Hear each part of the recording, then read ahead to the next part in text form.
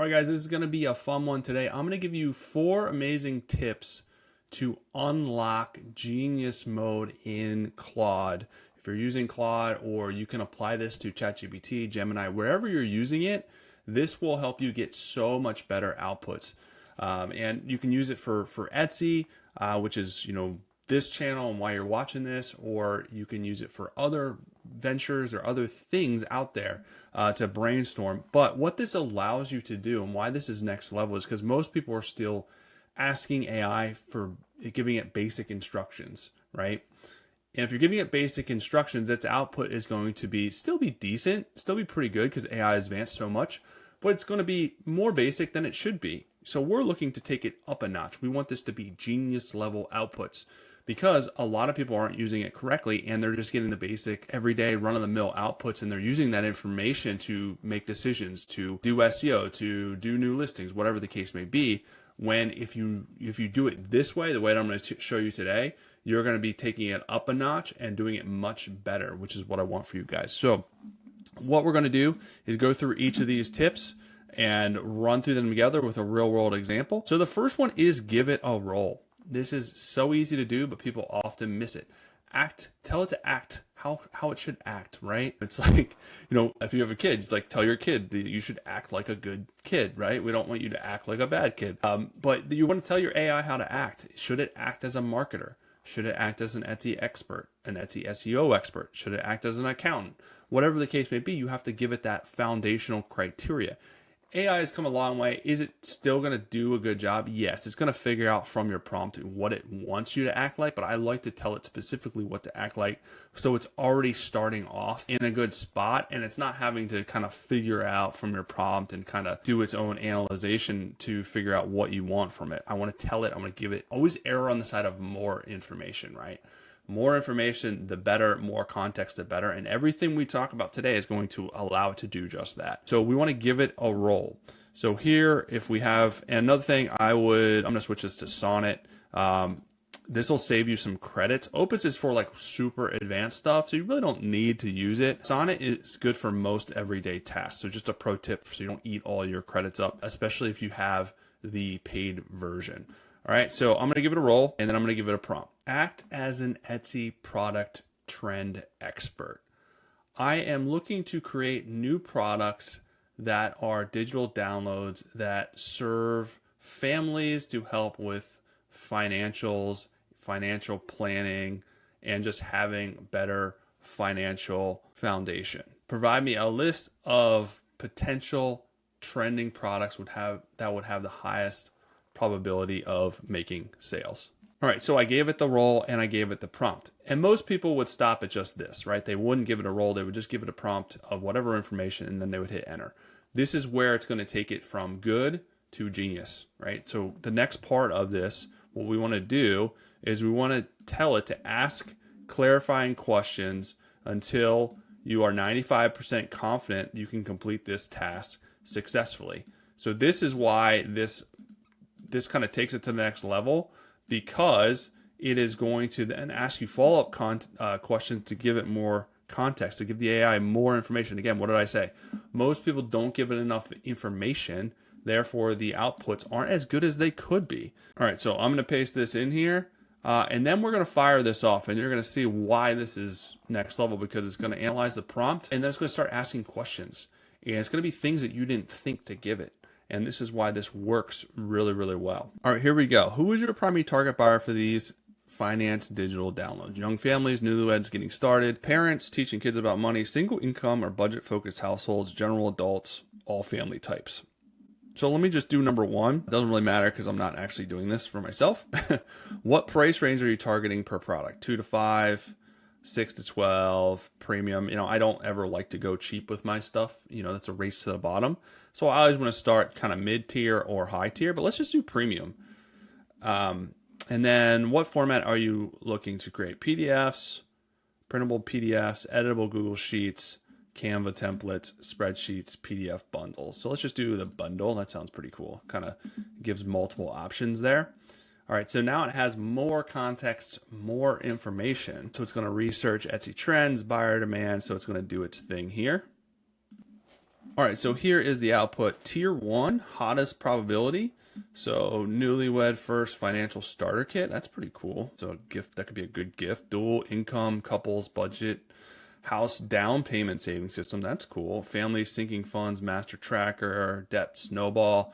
Tier 2, strong opportunity, emergency fund builder, baby on the way. So this is more like opportunity based, which is, I think it's pretty cool, like baby on the way. And those are some really good ideas. And then bundle upsell, the complete family financial foundation bundle. So obviously I love bundles. You can obviously charge double, triple the price.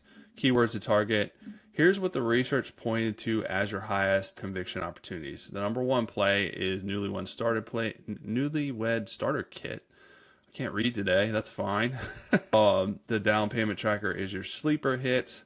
The baby on the way bundle is the highest $25 justification.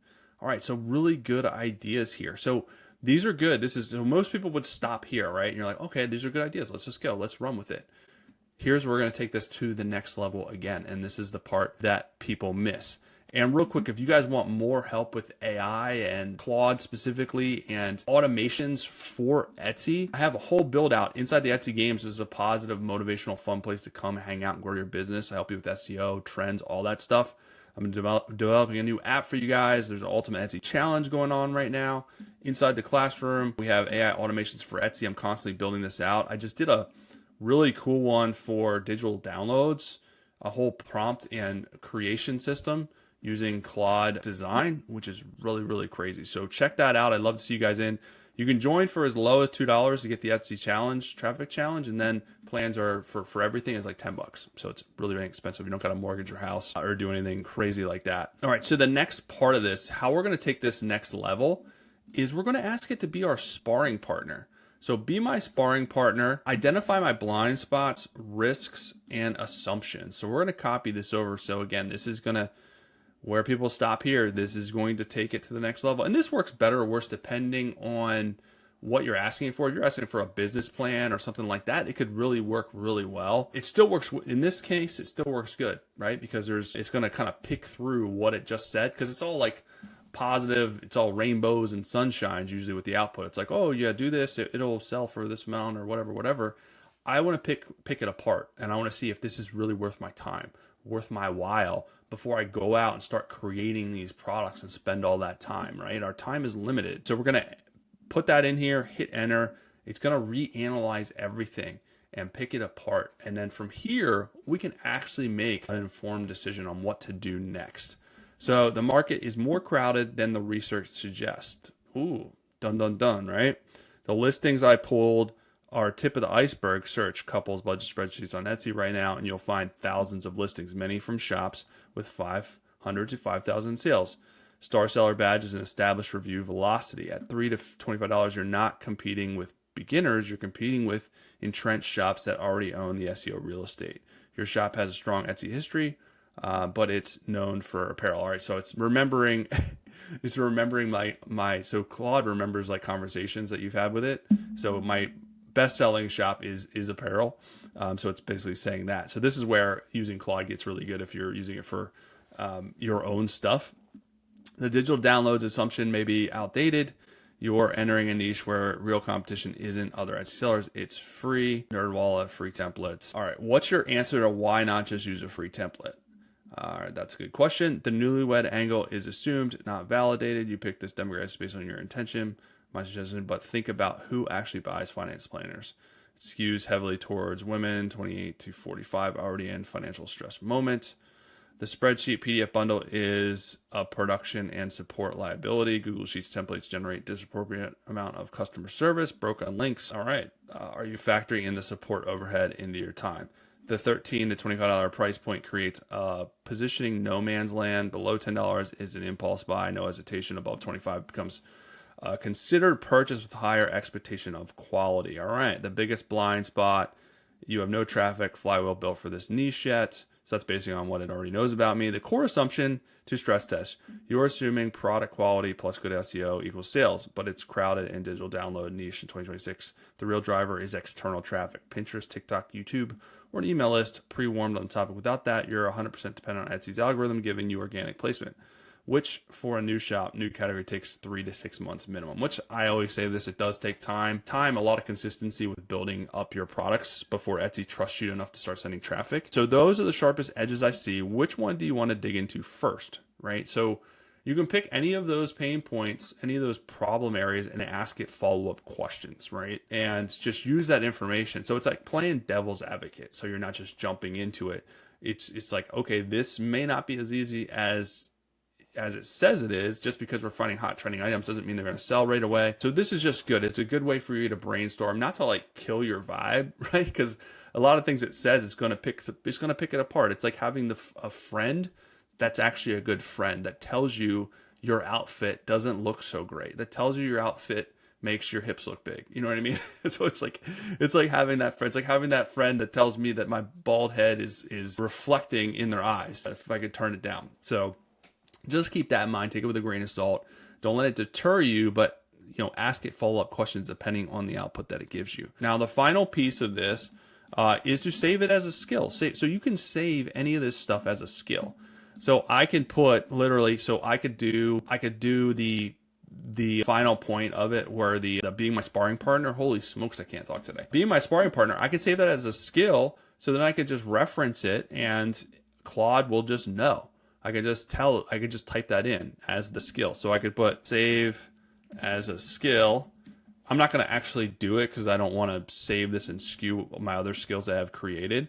But it's going to look at all the skills that you have, and it's going to create this as a skill. So then to access a skill, you can do a front slash and then type the skill name, or you can just type it in. You just be like, hey, be my sparring partner, right? So it's going to analyze all this, and then it's going to ask you for sparring partner. It's going to give it the data, and it's going to save this as a skill. So I'm going to stop it because I don't want it to save as a skill. But skills are really awesome. So if you're doing routine stuff every day, you're typing in the same stuff or asking it for the same things, you can create the skills and not have to type out the entire prompt or the entire workflow. So like, for instance, if I do front slash, these are like bunch of skills that I created, like for like Etsy trends, which is one of the things, super detailed, super advanced prompt based on my philosophy, things that have worked really well for me. This is one of the perks inside here. I give you a super advanced Etsy trend report just to kind of give you an idea of what these skills can produce. So like inside here, if I go to one of these, I'm gonna scroll to the bottom real quick so you can give an idea. So this is one that I did for printables, and look how advanced these are. I mean, it's based on the in-depth research and the in-depth prompt that I've given it. But to create this over and over again, I mean, this is how many pages? This is really good information. I talk about how to do core products, how to niche down, niche up, so you can really get the most bang for your buck. But what I did was save it as a skill. So I can just type in literally Etsy trends, and then I can say what I want to trend for. If I want like mom apparel or mom mugs or whatever the case may be, and then they'll just run the whole thing because the prompt's already built in. So again, if you do common workflows, you can just save it as a skill. And it's really, really easy, and it's really, really nice to have that. Saves a ton of time. So those are the 4 guys. Those are the next level 4. Super, not hard, right? Not hard at all, but it's going to take your stuff to the next level. The better you use AI, you're going to really be able to get more better outputs. I got to take an English lesson. This is spiraling out of control, right? I had too much coffee today, I guess. So anyways, those are the 4. Hopefully that helps you guys out. Again, if you want more help with your Etsy shop, your Etsy business, AI stuff, come join the community. We have over 200 people in there, growing rapidly, growing fast. I want people to stay with me for the long haul. That's why I'm not charging an arm and a leg. I'm in there every single day creating videos, creating workflows, helping sellers grow their businesses. So that's it for today. I'll be back soon with some more good stuff for you guys.